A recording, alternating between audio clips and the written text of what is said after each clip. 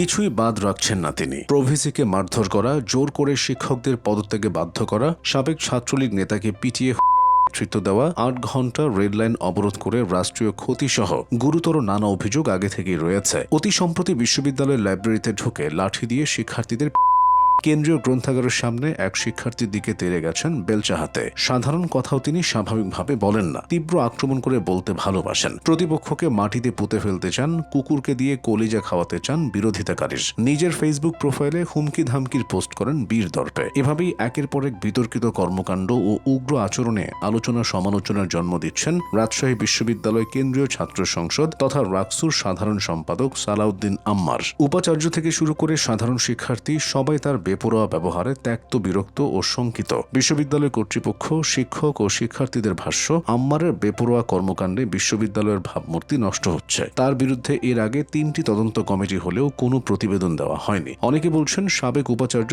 সালেহ হাসান নকিব এবং ছাত্র শিবিরের সমর্থনে আম্মার এমন লাগামহীন হয়ে উঠেছেন। 24 সালের 5 আগস্ট রাজনৈতিক পট পরিবর্তনের পরপর 8 সেপ্টেম্বর রাতে রাজশাহীতে চটের বস্তায় ভরে পিটিয়ে করা হয় ছাত্রলীগের সাবেক নেতা আব্দুল্লাহ আল মাসুদকে। মাসুদ আম্মারের ভূমিকা নিয়ে ধোঁয়াশা রয়েছে। আম্মারের নেতৃত্বে এই চালানো হয় বলে অভিযোগ রয়েছে। সে সময়ের মাসুদকে পিটিয়ে গুরুতর আহত করার পর অটোরিকশায় করে থানায় নেওয়ার দৃশ্যে আম্মারকে দেখা যায়।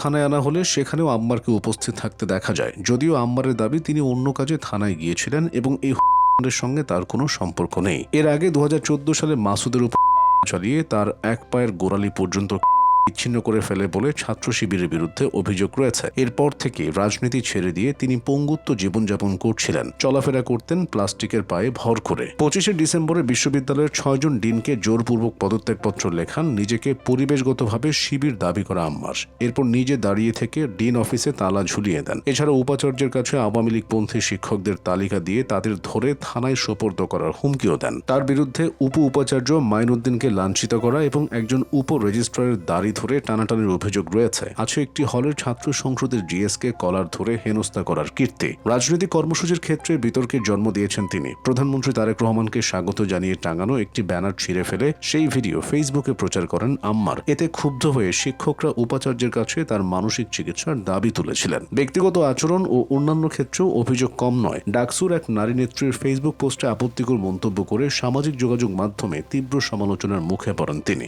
আবার জুলাই 36 মুক্তির উৎসব কনসার্ট আয়োজনের জন্য বিভিন্ন প্রতিষ্ঠানের কাছে 76 লাখ টাকা চেয়ে চিঠি পাঠান তিনি, যাকে চাঁদা দাবি হিসেবে দেখা হয়। পরবর্তীতে সেটির আর্থিক হিসাব প্রকাশ করার কথা বললেও তা আর দেননি। গত 21 জুলাই রাজশাহী বিশ্ববিদ্যালয়ের এক শিক্ষার্থীকে পদ্মা এক্সপ্রেস ট্রেনে টিটির মারধরের ঘটনায় আম্মারের নেতৃত্বে 4 দফা দাবিতে রেললাইন অবরোধ করেন শিক্ষার্থীরা। বিভাগীয় কমিশনার আনম বজলুর রশিদ মৌখিকভাবে দাবি মেনে নিলেও আম্মার লিখিত ছাড়া কর্মসূচি প্রত্যাহার করবেন না বলে ঘোষণা দেন। লিখিত রেজুলেশন হাতে পাওয়ার পর 8 ঘণ্টা অবরোধ কর্মসূচি প্রত্যাহার করেন। এজন্য সেদিন 6টি ট্রেনের সূচি বাতিল এবং 20টির বেশি ট্রেনের শিডিউল বিপর্যয় হয়। রেল কর্তৃপক্ষের আনুমানিক ক্ষতির পরিমাণ দাঁড়ায় 35 লাখ টাকায়। ভোগান্তি পোহান হাজারো যাত্রী। সম্প্রতি ছাত্রলীগ তকমা দিয়ে কয়েকজন শিক্ষার্থীকে লাঠি হাতে বেধড়ক পিটিয়ে নতুন করে বিতর্কের জন্ম দিয়েছেন তিনি। তাণ্ডব দেখান বেলচা দিয়ে। প্রক্টর, বিশ্ববিদ্যালয়ের শিক্ষকবৃন্দ, শিক্ষার্থী ও মিডিয়ার সামনেই নিজের পেশি শক্তি দেখান আম্মার। বিশ্ববিদ্যালয় ছাত্রদলের সভাপতি সুলতান আহমেদ রাহি ক্ষোভ প্রকাশ করে বলেন, আম্মার শিক্ষার্থী প্রতিনিধিত্ব দূরের কথা,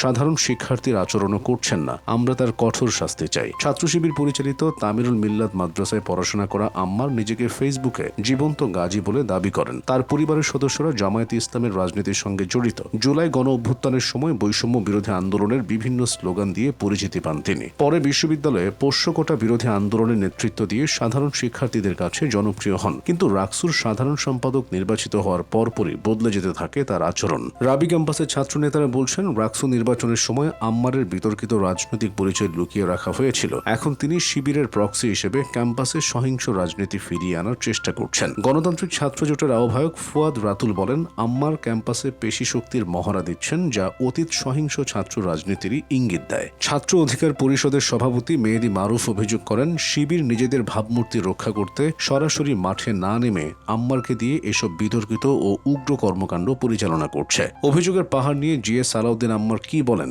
আমার কাজ নিয়ে অনেক সমালোচনা হচ্ছে, এটা আমি জানি। আমার এই কার্যক্রমের জন্য আমার ছাত্রত্ব বাতিল হতে পারে, সেটি আমার জানা। কিন্তু আমি নিজের ক্ষতি করে হলেও দীর্ঘমেয়াদী সমাধান করতে চাই। আমার কাজ নিয়ে হাজার সমালোচনা থাকলেও এর কোনো নেতিবাচক প্রভাব কেউ দেখাতে পারবে না।